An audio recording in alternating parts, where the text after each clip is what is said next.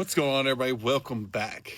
I want to talk about, for starters, I'm on the range. I'm on our more extended range. We have a couple ranges out here. Out the boom room, I can go to just under 700, but 200 yards away from the boom room is a 1,000-yard range. Now, we could shoot further, but there's a thing with the power line. Maybe I'll tell that story another day. We're going to talk about training, which oddly enough, for some reason, we have basically no wind. And I say basically because it's basically literally no wind to 1 or 2 miles per hour every once in a while, every so often, which is highly, highly irregular for out here. But still, I don't just choose these types of days to come train.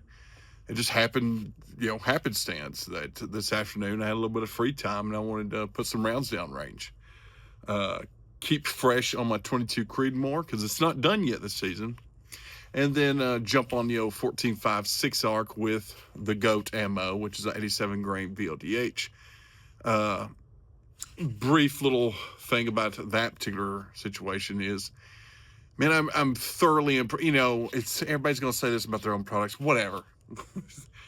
I'm thoroughly impressed with the performance of that particular round. And, we hand load everything, all that kind of stuff, and that's one thing. But consistently, I'm always impressed with the Burger projectiles, especially my personal favorites are the VLDHs across the board. And when you stick something like that in this 14.5 inch, we dropped down to the 87 grain VLDH because we want a little bit more of that. I mean, theoretically, I was just shooting 500 yards, pretty well chip shot on a 110 optic, especially with no wind, and I'm not trying to discourage anyone or anything like that, but I shoot a lot.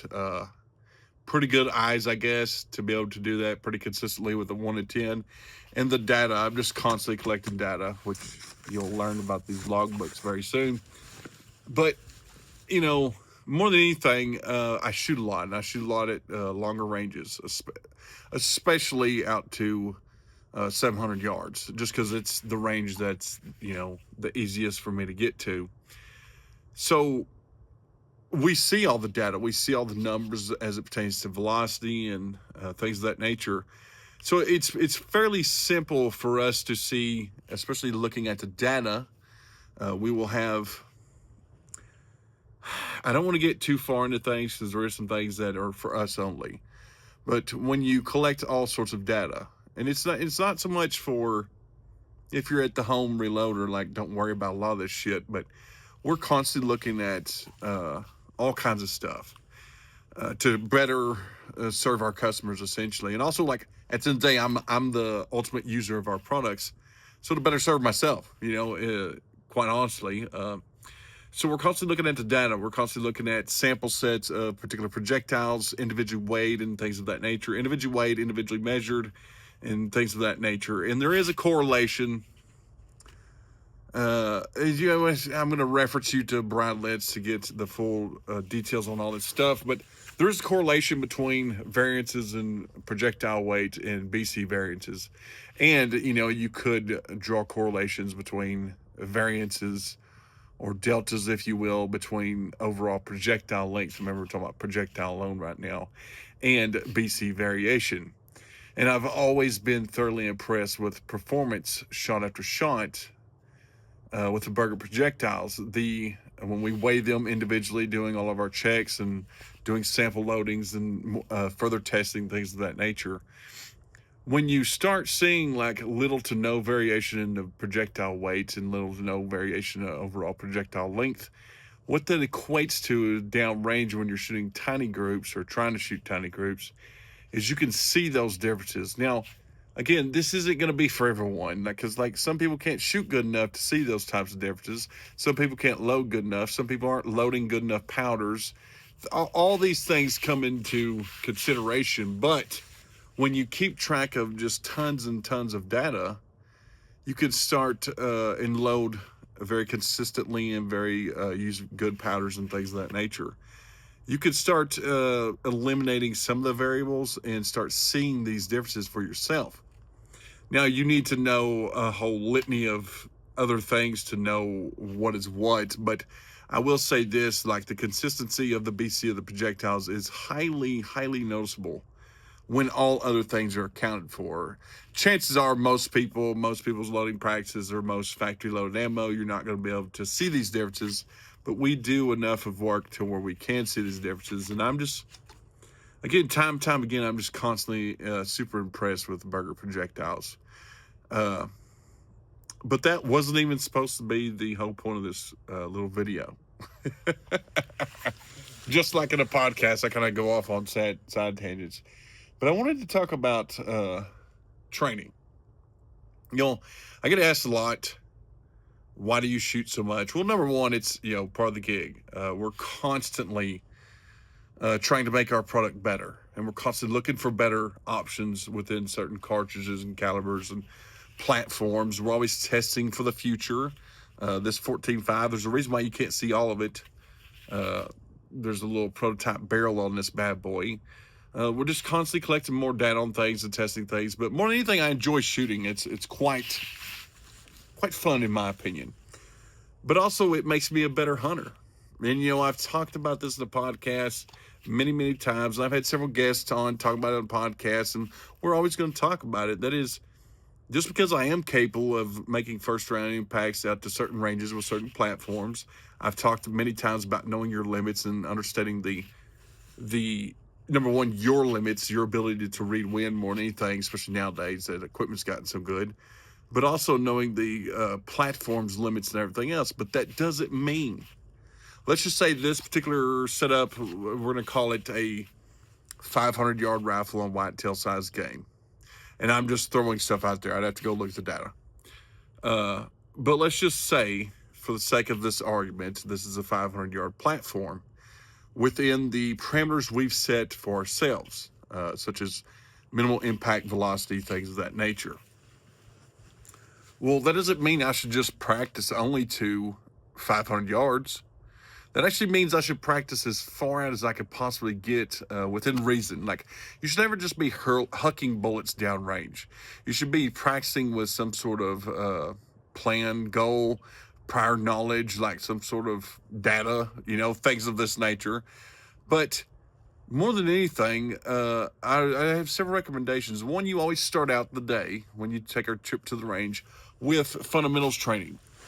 And that's good bench rest work, or the closest you can get to that. I understand not everybody has a bench to shoot off of, or if you need to go prone and shoot prone off of a bipod to begin your day, work through those first round jitters, if you will, get some dry fire practice in, get through the fundamentals, practice your fundamentals always. And, I don't care what anybody says.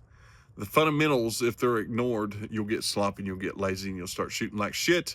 And you have to go back to the fundamentals anyways. So practice your fundamentals every single time. Never think you're too good to practice your fundamentals. Once we've covered our fundamentals, we're going to practice with some intent. And typically speaking, my intent is to train in the different scenarios I find myself in hunting. And one of them is laying prone. So I practice prone.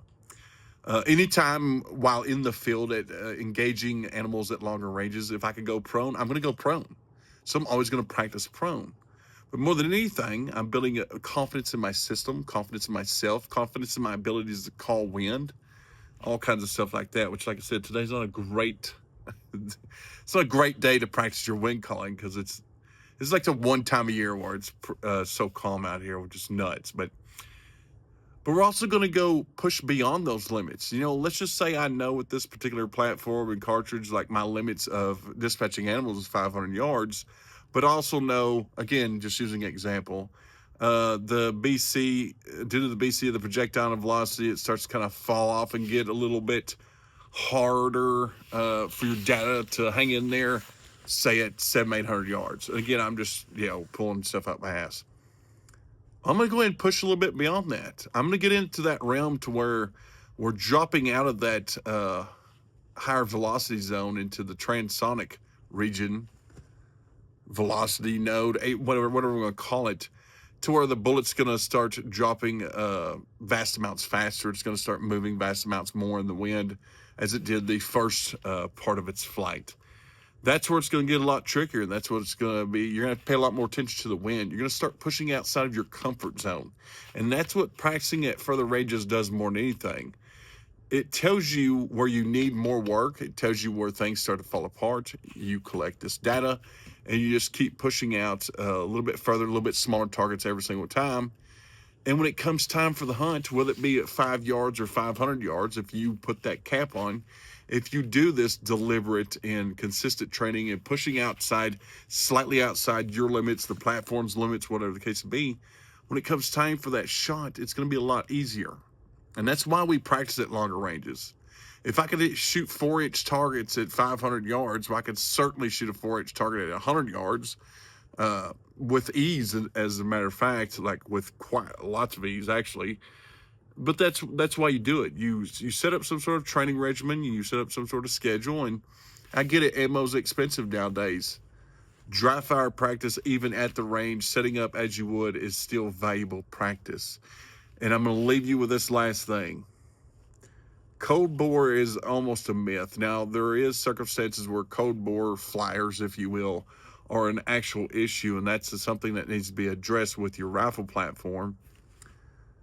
Perhaps you could say the same about some ammo. If that were to be an issue, there could be an issue with some of the ammo. Could be. But it's more of a cold shooter situation. So always start your day with some dry fire shots. Even when we step back into our rifle platform from taking a break, or we swap from bench rest shooting to laying prone shooting, I'm still going to do some dry fire practice. To this day, every single time I get in the deer stand, every single time I get in my TPH chairs, I always dry fire practice. Drop the magazine, empty the chamber, do some dry fire practice. It is invaluable. That's pretty much it for this one. See you guys next time.